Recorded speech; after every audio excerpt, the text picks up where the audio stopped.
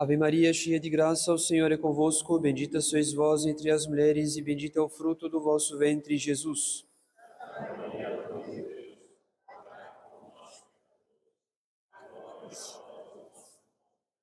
Em nome do Pai, do Filho e do Espírito Santo. Amém. Queiram sentar-se?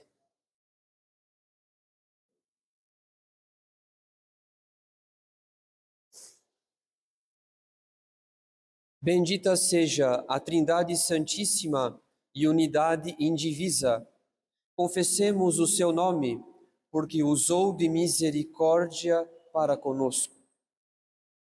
Essas são as palavras que ouvimos no introito da missa de hoje, o domingo da Santíssima Trindade. O domingo que inicia um novo ciclo no tempo litúrgico, o tempo após Pentecostes. E assim encerra o tempo pascal após a oitava de Pentecostes. Nós comemoramos hoje a Santíssima Trindade para que não tenhamos dúvidas sobre o fim da encarnação de Nosso Senhor e o fim da descida do Espírito Santo. Afinal, toda a ação de Deus nesse mundo visa o nosso retorno à Santíssima Trindade. Nós saímos de Deus, somos criaturas de Deus, e o nosso fim é retornar a Deus, retornar ao nosso Pai e Criador, aquele que nos dá a vida e a graça. É para esse fim, o nosso retorno a Deus, que o Filho se encarna e que o Espírito Santo desce sobre os apóstolos e sobre a Igreja. Ainda que nós possamos enumerar tantos atributos, tantas perfeições em Deus, ainda que a nossa razão natural e a revelação divina nos apresentem tantos atributos, tantas perfeições divinas, Deus é um só. Nós distinguimos essas perfeições para conhecê-las melhor, nós distinguimos essas perfeições por causa da fraqueza do nosso intelecto, mas todas as perfeições divinas, seja a sua justiça, seja a sua misericórdia, todas as perfeições divinas pertencem a cada uma das pessoas divinas, sem que haja divisão em Deus. Ele permanece sempre um só, justo e misericordioso, bom e poderoso, castigador dos condenados e premiador dos eleitos, Pai dos batizados e juiz de todos os homens. O Pai não é menos bom que o Filho, nem o Filho menos justo que o Pai. E tampouco o Espírito Santo é menos onipotente que o Pai. As três pessoas divinas são iguais em perfeição e divindade. No entanto, como já sabemos, nós nos obrigamos a distinguir para compreender melhor, em razão da fraqueza do nosso intelecto diante da luz infinita que é a essência divina. Como não podemos conhecer Deus na sua simplicidade infinita, conhecemos pelo menos aquilo que a razão natural e a revelação divina nos permitem conhecer nessa vida, enquanto estamos do lado de cada eternidade. Sendo assim, nesse domingo da Santíssima Trindade, vamos aprofundar apenas um dos atributos de Deus, que é a sua providência. A providência, caros fiéis, é como o prolongamento da sabedoria divina. Não é necessário muito esforço para perceber que há uma ordem, há uma harmonia no mundo. Mesmo os seres inanimados, os seres irracionais, obedecem às leis da física. Mesmo os vegetais e os animais irracionais obedecem à ordem da natureza, ainda que não tenham consciência dessa ordem. Portanto, caros fiéis, há uma ordem no universo. E se há ordem, há também finalidade. Não se trata de um mero acaso, de uma mera coincidência. Ora, essa ordem que encontramos no universo possui certamente uma causa, isto é, uma inteligência sumamente perfeita que ordena todas as coisas e dirige cada uma delas à sua própria finalidade. Essa inteligência sumamente perfeita é a sabedoria divina, enquanto que a ordenação de todas as coisas é a providência. Por isso, a providência é como o prolongamento da sabedoria divina. Isso quer dizer que a providência é precisamente o plano divino a respeito de todas as coisas. Desde os minerais que não têm vida, até os anjos, que são o ápice da criação. Deus tem um plano para o universo inteiro, ou melhor, para a criação inteira, porque a finalidade da criação é dar glória a Deus, ou seja, a finalidade da criação é manifestar a bondade infinita do Criador. Sendo assim, Deus ordena toda a criação. Deus estabelece a mais perfeita ordem no universo e em toda a criação para a manifestação da sua bondade infinita. Porque todas as criaturas são um reflexo das perfeições infinitas do Criador. Então nada escapa à providência divina. Nada escapa à ordem que Deus fixou no universo e na criação. Porque o mesmo Deus que criou todas as coisas é o Deus que dirige e ordena todas as coisas. Podemos dizer que a providência é a prudência divina, porque assim como a prudência humana consiste em ordenar os meios para se atingir um certo objetivo, uma certa finalidade, do mesmo modo, a providência é o plano divino que ordena a criação inteira em vista da manifestação da bondade infinita do próprio Deus. Porém, Deus não ordena as coisas com a mesma imperfeição da nossa prudência humana.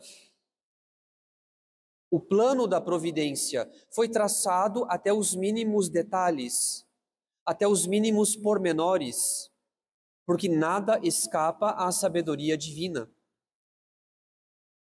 Além disso, o plano da providência considera de antemão todos os nossos pecados, todas as nossas recusas à graça, toda a nossa rebeldia contra esse mesmo plano, o que significa que Deus também prevê como Ele manifestará a sua bondade infinita, apesar dos nossos pecados e apesar da nossa rebeldia. Na verdade, caros fiéis, não é apenas a manifestação da bondade de Deus que é a finalidade da criação, mas também das outras perfeições divinas, como a justiça. Isso quer dizer que o próprio inferno, o lugar dos condenados, também glorifica a Deus, porque glorifica a sua justiça. Sendo assim, nada escapa à glorificação de Deus na criação, quer cooperemos, quer não cooperemos. No entanto, ainda que o plano da providência se estenda a todas as criaturas, pois nada escapa à ordenação divina, esse plano universal que se estende a todas as criaturas, esse plano não exclui o livre-arbítrio e todos os atos livres do homem. Em outras palavras, o plano de Deus, por mais perfeito e universal que seja, não nos torna meros peões no tabuleiro da providência. Muito pelo contrário, como Deus é o autor da nossa natureza, foi Ele mesmo quem nos deu o livre-arbítrio. e a capacidade de produzir atos voluntários. Então, o plano da providência que ordena os seres irracionais é o mesmo plano que ordena os seres livres e inteligentes. Se os seres irracionais cooperam com o plano da providência sem nenhuma consciência disso, os seres inteligentes, por sua vez, cooperam com a própria liberdade. Ou seja, os seres inteligentes cooperam com conhecimento de causa, mediante atos livres, fazendo uso da inteligência e da vontade, sob o auxílio da graça. Isso quer dizer que a providência age ao mesmo tempo com suavidade e com força. Por um lado, a providência age com suavidade, porque considera todas as particularidades da nossa vida, seja o nosso temperamento, seja a nossa sensibilidade, ou qualquer outra circunstância difícil ou dolorosa da nossa vida. E assim, Deus não nos pede nada acima das nossas forças. Deus considera as circunstâncias da nossa vida e não nos pede nada acima das nossas forças. Por outro lado, a providência também age com força, porque mesmo respeitando as particularidades da nossa vida, Deus nos dá o auxílio da sua graça e obriga-nos, move-nos a buscar a nossa própria perfeição, porque a perfeição é o fim da nossa vida. Não há verdadeira felicidade fora do nosso fim, que é a perfeição cristã. Então Deus também age com força, porque nos obriga ao desejo da santidade. Deus nos obriga a querermos com a nossa própria liberdade aquilo que Ele nos ordena com força de preceito, mas sempre nos dá o auxílio da sua graça. Portanto, caros fiéis, Deus quer que cooperemos livremente com o plano da providência, porque Ele mesmo é o autor do nosso livre-arbítrio e faz parte do plano da providência que o homem glorifique a Deus com conhecimento de causa, mediante atos livres, fazendo uso da inteligência e da vontade sob o auxílio da graça. A nossa cooperação livre com o plano da providência manifesta ainda mais a glória de Deus, porque ela revela a sabedoria divina, que não nos criou como meros peões no tabuleiro da providência, mas nos deu o privilégio de usar da nossa natureza racional para nos submetermos livremente ao seu plano amoroso para conosco. Então, se a providência é a ordem de toda a criação, que exprime a sabedoria infinita de Deus, faz parte da execução do plano da providência.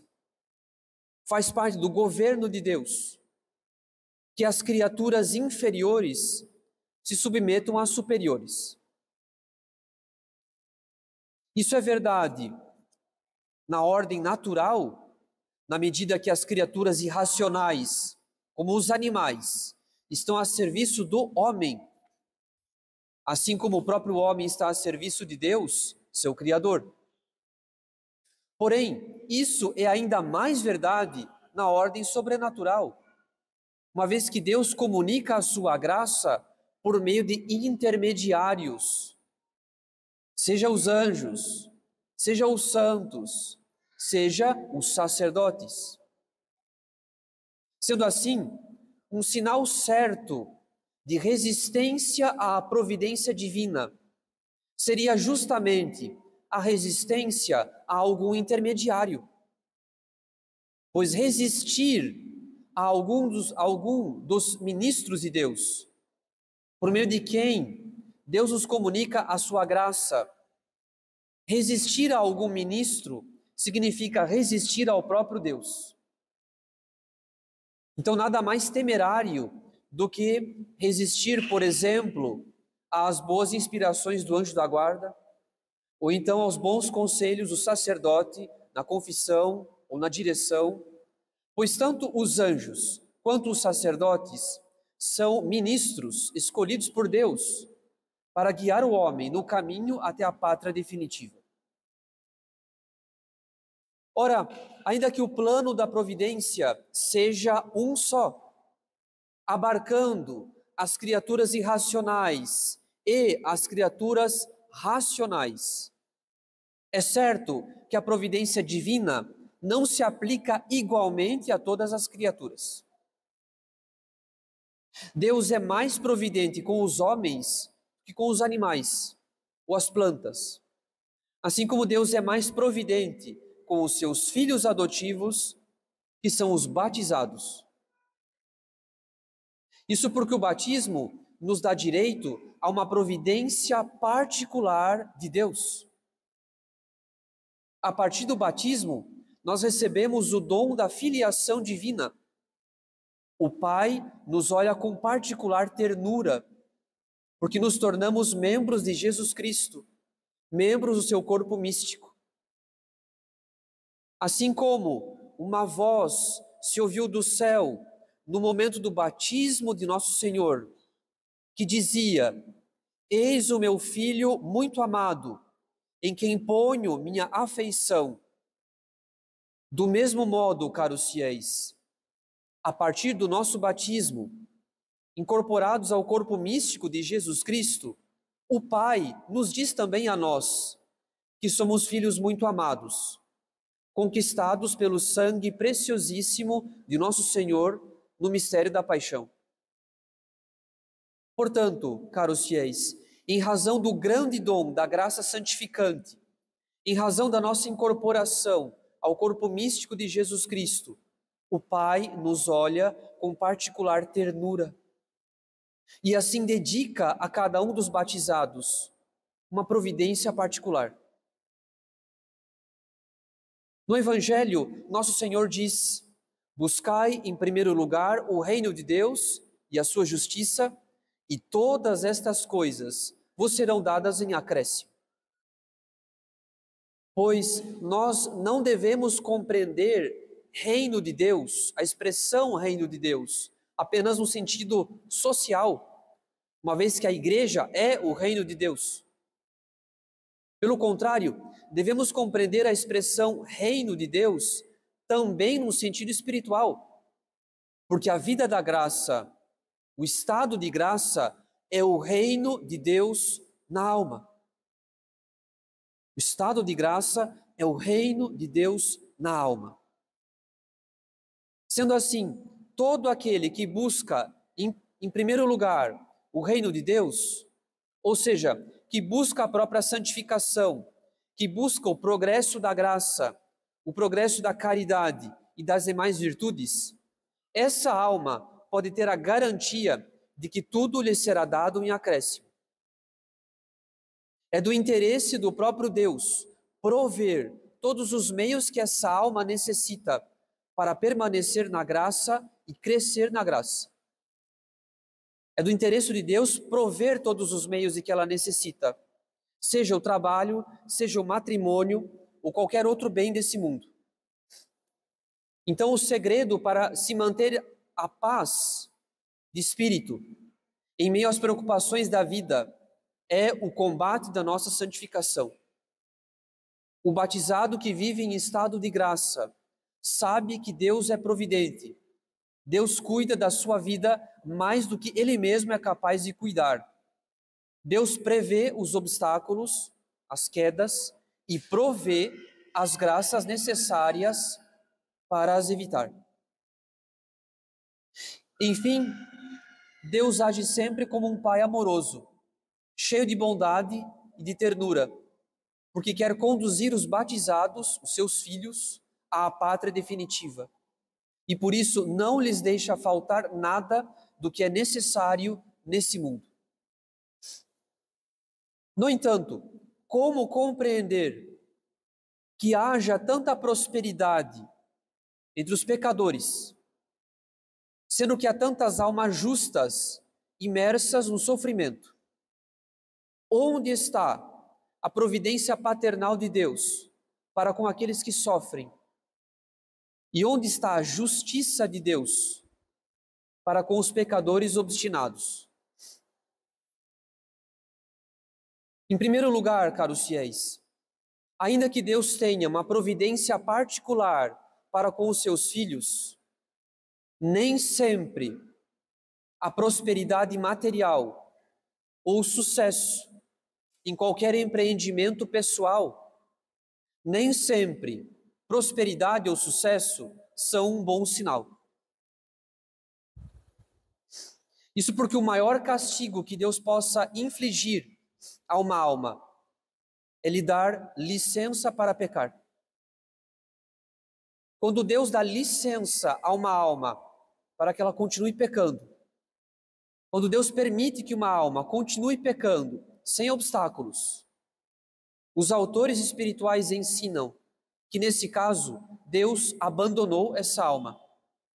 Ou seja, Deus cessou o fluxo de graças, a torrente de graças na vida desse pecador. A única graça que Deus ainda concede a esse pecador é a graça da oração. Ou seja, ele sempre poderá rezar por si mesmo e pedir a graça da própria conversão. Porém, a providência como que abandona esse pecador na medida que diminui as graças e assim permite um falso sucesso do pecador no seu pecado, seja ele qual for. Seja um relacionamento pecaminoso, seja uma fraude na vida profissional, pouco importa. Então esse estado de alma, de obstinação no pecado, quando o pecador se deleita com o seu sucesso no pecado, com o bom êxito dos seus pecados, esse estado de alma, de cegueira espiritual, é um sinal de condenação. Porque a condenação dessa alma se torna a cada dia mais provável. Portanto, caros fiéis, desconfiemos de certos êxitos em nossa vida. O sucesso nem sempre é um sinal de que Deus ouviu as nossas orações. Muito pelo contrário, a nossa teimosia contra tudo e contra todos, a nossa obstinação, a nossa impenitência no pecado, enfim, o sucesso pode ser apenas um sinal que Deus nos abandonou no pecado, porque nós o abandonamos por primeiro.